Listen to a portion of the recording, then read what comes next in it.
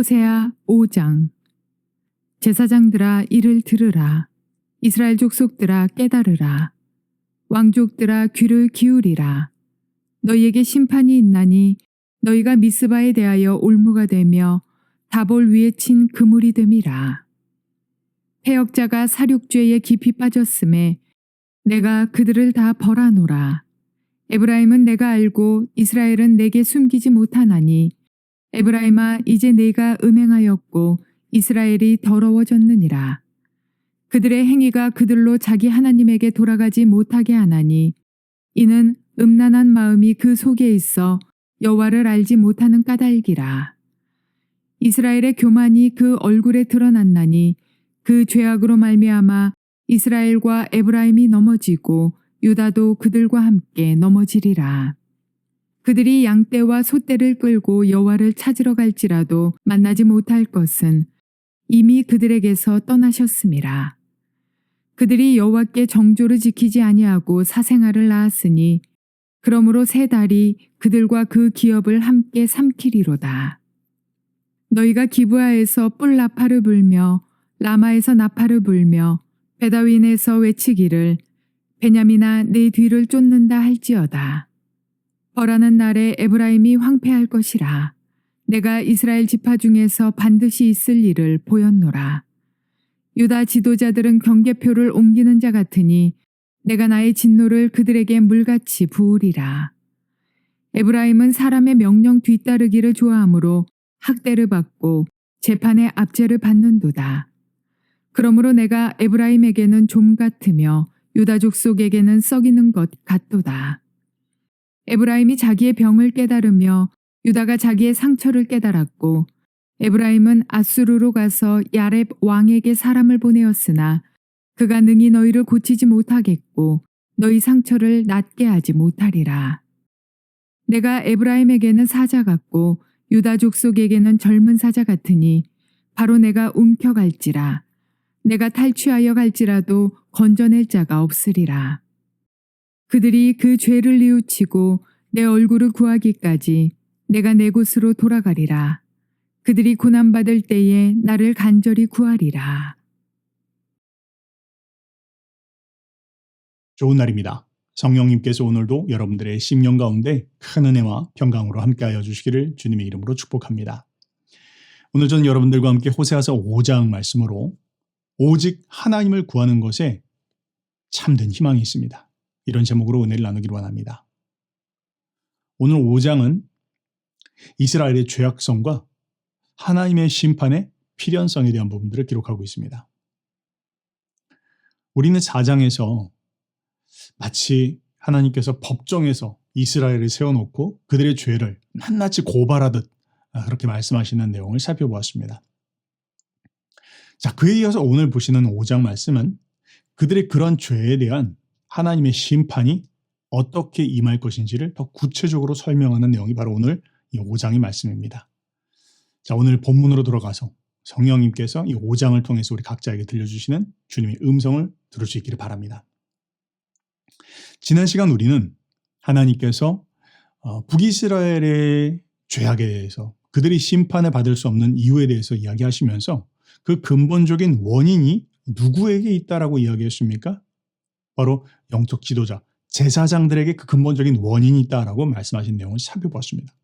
자, 그런데요, 오늘은 그것보다 더 확장해서 이스라엘이 이렇게 멸망하게 된 근본적인 원인이 누구에게 있느냐라고 이야기할 때 이스라엘의 지도층에게 있다라고 더 확장해서 이야기를 하고 있습니다.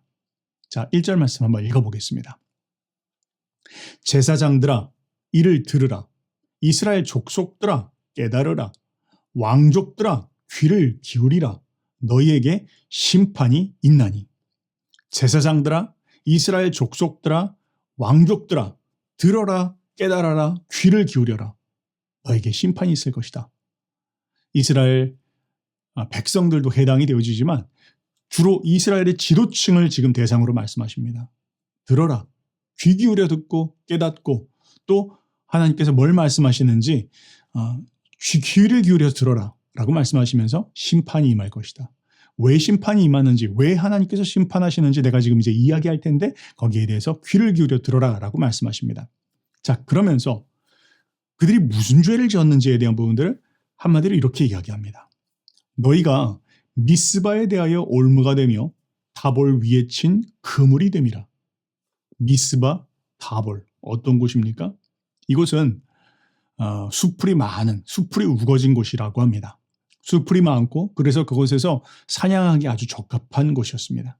사람들은 거기다가 올물로 기도하고 덫을 놓기도 하면서 사냥감들을 잡았습니다. 자, 그런데 그것을 마치 비유로 들어서 하나님께서 이스라엘의 지도층의 죄악을 고발하고 있는 것입니다. 이스라엘의 지도층은 뭘 하고 있습니까?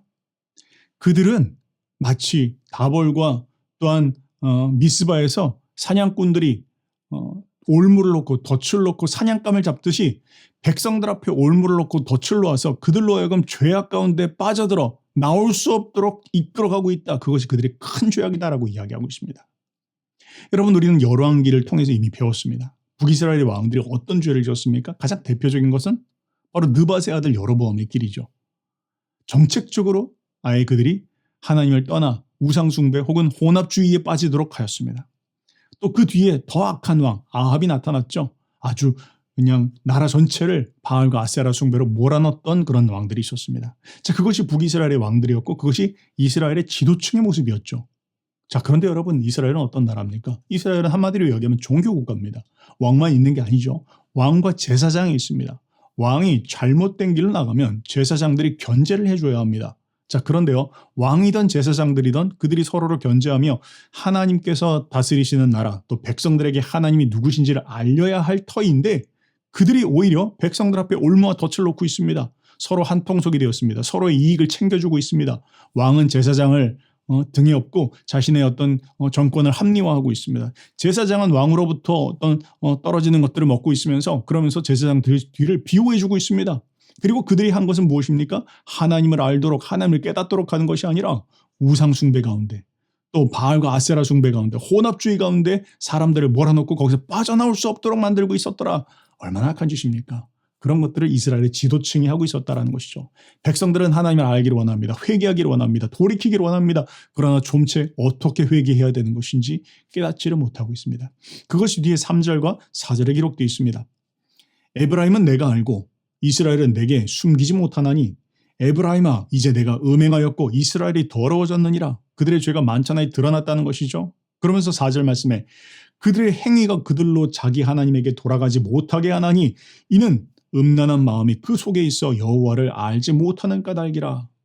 지도층의 죄악의 결과를 말하고 있는 것입니다. 지도층은 사람들을 올물 놓고 덫을 놓아서 그들로 하여금 깊은 영적인 타락 가운데 우상 숭배 가운데 뿌리 깊게 박혀있게 만듭니다. 그래서 헤어나오고 싶지만 헤어나올 수가 없습니다. 회개하고 싶지만 어떻게 회개해야 되는지 모릅니다. 하나님을 찾고 싶지만 하나님을 어떻게 찾는지 모르는 그런 지경에 이르게 되었다라고 이야기합니다. 하나님께서 개입하시지 않을 수 없는 그런 상황이 되었다라는 것이죠. 자, 그런데 문제는 더 나아갑니다. 그들의 죄악은 북이스라엘 가운데 한정되어지지 않습니다. 5절에 이렇게 말합니다. 이스라엘의 교만이 그 얼굴에 드러났나니 그 죄악으로 말미암아 이스라엘과 에브라임이 넘어지고 유다도 그들과 함께 넘어지리라. 우리는 열왕기 역사를 통해서 보았습니다. 북이스라엘의 죄악이 계속해서 남유다까지 넘어오는 이야기를 살펴보았죠. 자, 그러면서 결국 그 일로 말미암아 하나님께서 이스라엘 백성들을 심판하실 것인데 이렇게 말씀하십니다. 6절입니다. 그들이 양떼와 소떼를 끌고 여호와를 찾으러 갈지라도 만나지 못할 것은 이미 그들에게서 떠나셨습니다. 뭘 말합니까? 그들이 수많은 재물을 가지고 나와서 하나님 앞에 지극정성으로 수많은 재물을 드린다 할지라도 하나님께서 그것을 받으시지 않는다. 하나님이 떠나셨다. 하나님 버리셨다. 지금 그렇게 이야기하고 있는 것입니다. 그러면서 또 이야기하기를 이유는 그들이 여호와께 정조를 지키지 아니하고 사생아를 낳았다. 하나님께 바른 열매를 맺어야 되는데 그들이 낳았던 세대, 그러니까 다음 세대의 아이들이 일어나기는 났는데 이들은 여호와가 누군지 바알이 누군지도 분별치 못하는 그런 애들이 되었다라는 것이죠. 원래 그런 사람들이 아니었는데 하나님의 택하신 민족으로서 거룩한 나라요 왕 같은 제사장으로서 하나님 앞에 섬겨야 될 백성들이 하나님이 누굽니까? 바알이 누굽니까? 이것도 분별치 못하는 사생아가 되었다라는 것이죠.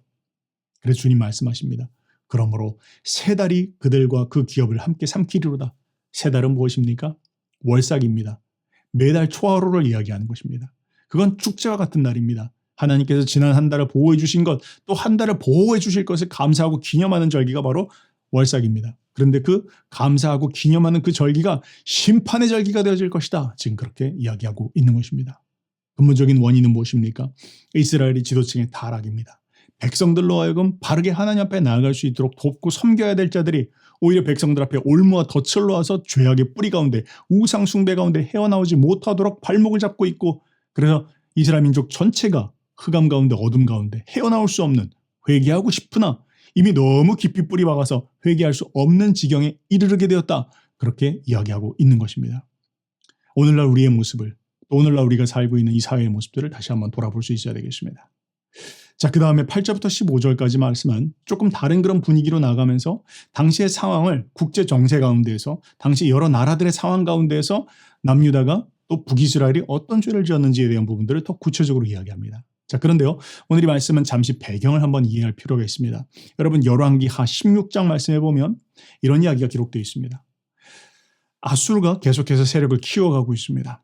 근데 아수르가 세력을 키워가고 있는 것에 위협을 느낀 나머지 북이스라엘과 그 위에 있는 아람이 손을 잡고 동맹을 맺습니다. 그리고는 아수르의 영향력 가운데에서 독립해보려고 애를 쓰죠. 자, 그러면서 그들이 동맹을 맺으면서 그 두 나라의 힘으로는 충분치가 않으니까 남유다의 아하스 왕에게 너희도 우리와 함께 이 동맹에 들어오라 라고 이렇게 권유를 하죠. 그러나 아하스는 계산기를 두드려 보면서 이 북이스라엘과 아람과 손을 잡느니 차라리 아수르와 손을 잡는 게 낫겠다라고 하고 아수르에게 도움을 청하죠. 아수르는 바로 그 기회를 틈타서 오히려 북이스라엘을 아람을 진멸시키고 북이스라엘까지 쳐들어오는 그런 일들이 있었습니다. 바로 그것이 열왕기하 16장에 기록되어 있죠. 자, 그런 배경 가운데 지금 오늘 이야기를 기록하고 있습니다. 자, 8절 말씀입니다. 너희가 기브아에서 뿔라파를 불며 라마에서 나팔을 불며 베다웬에서 외치기를 베냐민아 내 뒤를 쫓는다 할지어다. 마치 전쟁의 경보가 울리는 것과 같은 그런 상황 가운데 오늘 이야기를 펼치고 있습니다. 벌써 북이스라엘은 자신의 세력이 흔들리고 있습니다. 자, 그런데 북이스라엘은 전쟁의 소용돌이 가운데서 휩쓸리면서 나라가 혼돈 가운데 빠져들어가고 있는데 그 틈을 타서 남유다가 땅덩어리를 넓히려고 영토 확장을 하려고 했다라고 오늘 본문 이야기합니다. 9절입니다. 벌하는 날에 에브라임이 황폐할 것이라. 내가 이스라엘 지파 중에서 반드시 있을 일을 보였노라. 유다 지도자들은 경계표를 옮기는 자 같으니 내가 나의 진노를 그들에게 물같이 부으리라. 하나님의 심판으로 하나님께서 아수르를 들으셔서 북이스라엘을 심판하시고 계시는데 그 심판의 와중에서도 남유다는 지계표를 옮겼다라는 것이죠. 경계표를 옮겼다. 신명기에 보면 지계표를 옮기는 일은 하나님께서 금하신 일입니다. 이유는 무엇입니까? 하나님께서 정하신 경계가 있습니다. 내게 주신 땅이 있다라는 것이죠. 그것을 넘어서서 욕심을 부려서는 안 됩니다. 그런데 남유다가 북이스라엘의 혼란한 틈을 타서 자기들에게 주시지 않은 땅임에도 불구하고 그 땅을 차지하기 위해서 올라갔더라라고 지금 그것을 이야기하면서 그것에 대해서도 하나님께서 진노하실 것이다 그렇게 이야기합니다. 자, 그리고 나서 또 이야기하기를 북왕국 이스라엘이 아수르로부터 이제는 아예 점령을 당했습니다. 그리고는 이전까지는 대항하려고 하였지만 이제는 아예 속국으로 전락하였습니다. 그런데 그렇게 속국으로 전락하고 나니까 이제는 하나님을 의지하지 않고 아예 아수르를 의지하는 그런 상황이 이르렀다라고 말합니다. 11절입니다. 에브라임은 보통 이스라엘을 총칭할 때도 가리키는 말입니다. 에브라임은 사람의 명령 뒤따르기를 좋아하므로 학대를 받고 재판에 압제를 받는도다. 아수르를 의지하면 좀 도움이 될 것 같았는데 그런데 하나님을 의지하지 않고 하나님 앞에 나가서 문제를 해결하지 않고 아수르를 의지하고 아수르에게 도움을 청했더니 아수르가 어떻게 하고 있습니까? 그들이 기대했던 도움을 주진 않을 망정 파멸을 자초하는 결과를 맞게 되었더라라고 성경이 이야기하고 있습니다. 여러분, 우리 한국도 마찬가지 상황이죠. 많은 사람들이 이야기합니다. 이 나라를 의지해야 됩니다. 아닙니다. 저 나라를 의지해야 됩니다. 수많은 사람들이 수많은 말들을 하고 있습니다. 무엇을 의지해야 됩니까? 하나님을 의지해야 됩니다. 하나님 앞에 엎드려야 됩니다. 우리가 의지해야 될 건 어떤 나라가 아니고 어떤 지도자가 아니고 우리가 의지해야 될 것은 하나님 자신이다라고 오늘 성경은 이야기하고 있습니다. 자, 그 다음에 이제 하나님께서 그들에 대한 심판들을 집행하실 것인데 그 집행하시는 모습들을 아주 다양한 그런 비유를 통해서 설명하고 있습니다. 12절입니다. 그러므로 내가 에브라임에게는 좀 같으며 유다족 속에게는 썩이는 것 같도다. 뭘 말합니까? 마치 좀처럼 혹은 썩이는 것, 일종의 고름병처럼 하나님께서 아주 작은 그런 병들을 혹은 그런 좀들을 퍼뜨리실 것이다라는 것이죠. 처음엔 보이지 않습니다. 미미해 보입니다. 그런데 이 좀은 그냥 온 집안을 뒤덮게 되는 것이죠. 또 어떤 그런 골마가는 그런 질병들도 그냥 놔두면 그것이 그냥 온몸을 다 혹은 나중에 팔다리를 잘라버릴 수밖에 없는 그런 병이 될 수 있는 것이죠. 그렇게 하나님께서 심판하실 거라는 것입니다. 자, 그러면서 13절에 이렇게 말합니다. 에브라임이 자기의 병을 깨달으며 유다가 자기의 상처를 깨달았고 자신들이 지금 병들었다는 것을 인식했다라는 것이죠. 그런데 그러고도 에브라임은 그러니까 북이스라엘은 아수르로 가서 아렙 왕에게 사람을 보내었으나 그가 능히 너희를 고치지 못하겠고 너희의 상처를 낫게 하지 못하리라. 하나님을 찾지 않고 세상 왕을 구하고 세상 그 누군가를 구하는 것에 대해서 하나님께서 그들을 치료해 줄 수 없다는 것을 알라는 것이죠. 자, 이제 하나님은 그들이 이렇게 하나님께서 적은 것으로 심판하고 그들을 책망하셨을 때 돌이켰어야 되는데 깨달았어야 됐는데 그런데도 좀처럼 깨닫지 못한 그들에게 이제 하나님께서 다른 방법을 쓰십니다. 이젠 좀이 아니라 썩어 들어가고 골마 들어가는 질병이 아니라 아예 사자를 보내서 그들을 하나님께서 갈기갈기 찢을 것이다 그렇게 말씀하십니다. 14절입니다. 내가 에브라임에게는 사자 같고 유다 족속에게는 젊은 사자 같으니 바로 내가 움켜갈지라 내가 탈취하여 갈지라도 건져낼 자가 없으리라. 하나님께서 탈취해 가시고 하나님께서 심판하시고 하나님께서 물어뜯으시고 갈기갈기 찢으시는데 그걸 막을 자가 누가 있겠습니까? 그들이 지금 이런 지경에 이르게 되었다는 것입니다. 북이스라엘의 모습, 하나님을 떠나고 또 그들의 이익을 위해서 사람들로 하여금 우상숭배에 빠지게 하고 백성들로 하여금 올무와 덫을 놓았던 그들, 그리고는 여러 나라들과의 관계 안에서 하나님을 의지하지 않고 다른 나라를 의지했던 그들의 모습, 혹은 그 와중 가운데서도 자신의 이익을 놓지 않고자 했었던 남유다의 모습, 이 모든 것들을 하나님은 통틀어서 그들에게 하나님께서 심판하실 것이다 라는 것을 말씀하십니다. 젊은 사자에게 잡혀간다면 살아날 길이 어디 있겠습니까? 그렇게 하나님께서 맹렬한 심판을 부으실 것이다 라고 말씀합니다. 자, 그러나 오늘 15절은 하나님께서 그런 심판을 왜 주시는 것인지 그 심판의 목적에 대해서 이렇게 이야기합니다.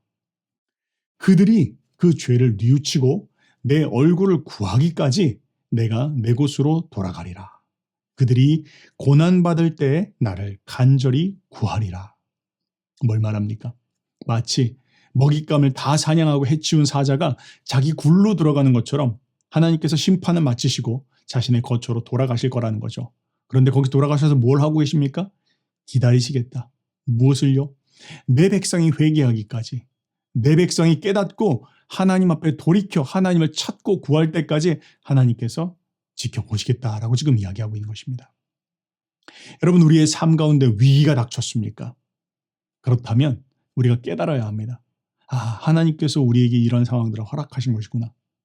그리고 이제 우리가 해야 될 일은 무엇입니까? 하나님께로 돌아가는 것입니다. 하나님을 찾는 것입니다. 하나님을 구하는 것입니다. 그렇게 하나님을 찾고 구할 때 그곳에 희망이 있는 것입니다. 그때 하나님께서 비로소 우리의 삶 가운데 회복을 허락해 주시겠다라고 약속하시는 것입니다. 이렇게 주님께 나아가서 주님을 구하시는, 또 주님 앞에 나아가 회복을 경험하시는 그런 저와 여러분들 되시기를 주님의 이름으로 축복합니다.